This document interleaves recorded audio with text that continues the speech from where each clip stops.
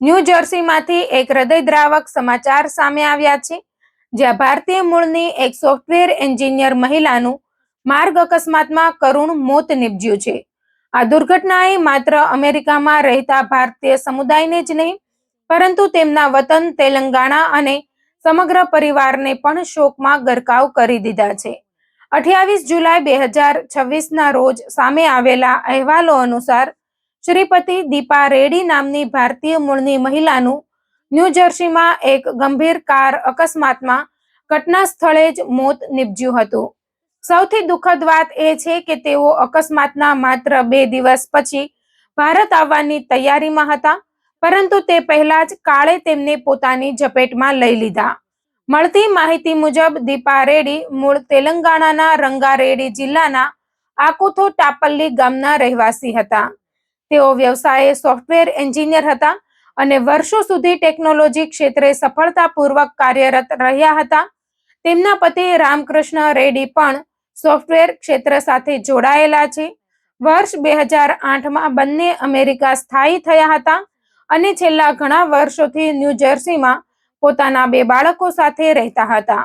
અમેરિકામાં પોતાના પરિવાર સાથે તેમણે એક સુખી જીવન બનાવ્યું હતું, પરંતુ એક જ અકસ્માતે આખા પરિવારનું જીવન બદલી નાખ્યું. અહેવાલો અનુસાર અકસ્માતના દિવસે દીપા રેડ્ડી પોતાના પતિ રામકૃષ્ણ રેડ્ડીને નજીકના ટ્રેન સ્ટેશને મૂકવા માટે ગયા હતા. પતિને સ્ટેશને ઉતાર્યા બાદ તેઓ પોતાની કારમાં ઘરે પરત ફરી રહ્યા હતા. તે દરમિયાન અચાનક સામેથી આવી રહેલા એક અન્ય વાહને તેમની કારને જોરદાર ટક્કર મારી હતી. અકસ્માત એટલો ગંભીર હતો કે દીપા રેડ્ડીનું ઘટના સ્થળે જ મોત નીપજ્યું હતું. ઇમરજન્સી ટીમો ઘટના સ્થળે પહોંચી હતી, પરંતુ તેમને બચાવી શકાયા નહોતા. આ સમાચાર મળતા જ તેમના પરિવારજનો, મિત્રો અને ભારતીય સમુદાયમાં ભારે શોકની લાગણી ફેલાઈ ગઈ હતી. અકસ્માત બાદ ન્યૂ જર્સી પોલીસે તપાસ શરૂ કરી છે. પરિવારના જણાવ્યા અને સોશિયલ મીડિયા પર સામે આવેલી માહિતી અનુસાર ટક્કર મારનાર વાહનના ડ્રાઈવરને પોલીસે કસ્ટડીમાં લીધો હોવાનું જાણવા મળ્યું છે.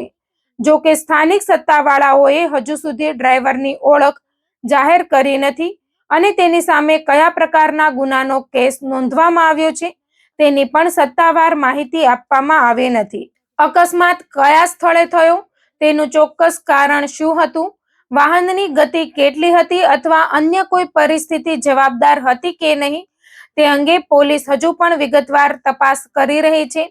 તેથી અધિકારીઓએ લોકોને સત્તાવાર તપાસ પૂર્ણ ન થાય ત્યાં સુધી અટકળોથી દૂર રહેવાની અપીલ કરી છે.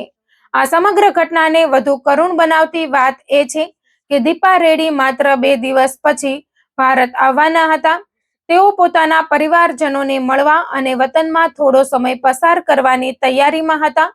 પરિવાર આતુરતાથી તેમની રાહ જોઈ રહ્યો હતો, પરંતુ તેમના આગમનની જગ્યાએ તેમના નિધનના સમાચાર પહોંચતા સમગ્ર પરિવાર પર આભ ફાટી પડ્યું. હૈદરાબાદના હસ્તિનાપુર વિસ્તારમાં આવેલી ટીચર્સ કોલોનીમાં રહેતા તેમના પરિવારજનો હાલમાં ભારે આઘાતમાં છે.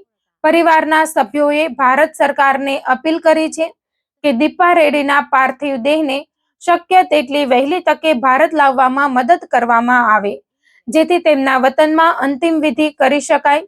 વિદેશમાં આવા અકસ્માતો બાદ પાર્થિવ દેહને ભારત લાવવાની પ્રક્રિયામાં અનેક કાનૂની અને વહીવટી પ્રક્રિયાઓ પૂર્ણ કરવી પડતી હોય છે. તેમાં સ્થાનિક પોલીસની તપાસ, મૃત્યુ પ્રમાણપત્ર, પોસ્ટમોર્ટમ, દૂતાવાસની મંજૂરી અને એર ટ્રાન્સપોર્ટ જેવી અનેક પ્રક્રિયાઓ સામેલ હોય છે. પરિવારને આશા છે કે સંબંધિત ભારતીય અધિકારીઓ અને અમેરિકામાં ભારતીય દૂતાવાસ આ પ્રક્રિયા ઝડપથી પૂર્ણ કરવામાં મદદ કરશે. દીપા રેડ્ડીના નિધનના સમાચાર સામે આવ્યા બાદ અમેરિકામાં વસતા ભારતીયો અને તેમના પરિચિતોએ સોશિયલ મીડિયા પર શ્રદ્ધાંજલિ પાઠવી છે.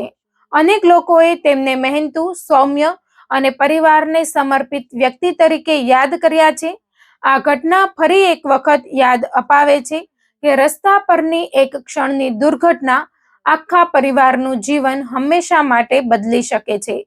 હાલમાં સમગ્ર ભારતીય સમુદાયની પ્રાર્થના દીપા રેડ્ડીના પરિવાર સાથે છે અને સૌ આશા વ્યક્ત કરી રહ્યા છે કે તપાસ ઝડપથી પૂર્ણ થાય, પરિવારને ન્યાય મળે અને તેમના પાર્થિવ દેહને વહેલી તકે ભારત લાવી અંતિમ વિધિ કરવામાં આવે.